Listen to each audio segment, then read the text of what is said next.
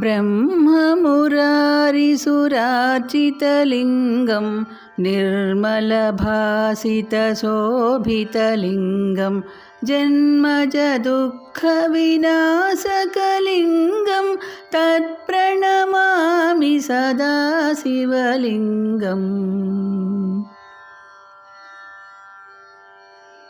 देवमुनिप्रवरार्चितलिङ्गं कामदहनकरुणाकरलिङ्गं रावणदर्पविनाशनलिङ्गं तत्प्रणमामि सदा शिवलिङ्गम्। सर्वसुगन्धसुलेपितलिङ्गं बुद्धिविवर्धनकारणलिङ्गं सिद्धसुरासुरवन्दितलिङ्गं तत्प्रणमामि सदा शिवलिङ्गम्।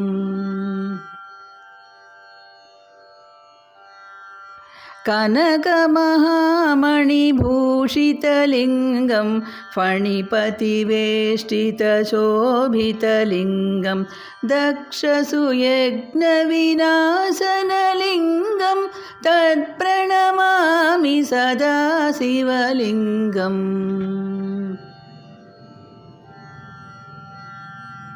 कुङ्कुमचन्दनलेपितलिङ्गं पङ्कजहारसुशोभितलिङ्गं सञ्चितपापविनाशनलिङ्गं तत्प्रणमामि सदा शिवलिङ्गम्।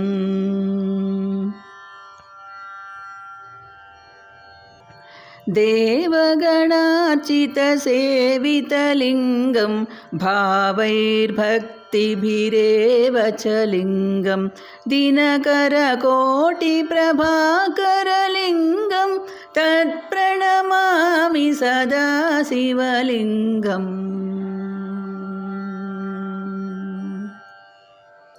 अष्टदलोपरिवेष्टितलिङ्गं सर्वसमुद्भवकारणलिङ्गम् अष्टदरिद्रविनाशनलिङ्गं तत्प्रणमामि सदा शिवलिङ्गम्।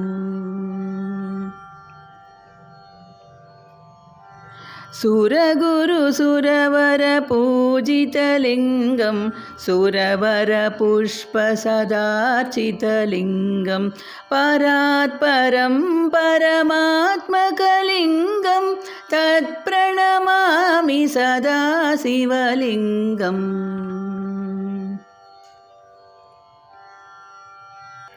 लिङ्गाष्टकमिदं पुण्यं यः पठेत् शिवसन्निधौ शिवलोकमवाप्नोति शिवेन सह मोदते।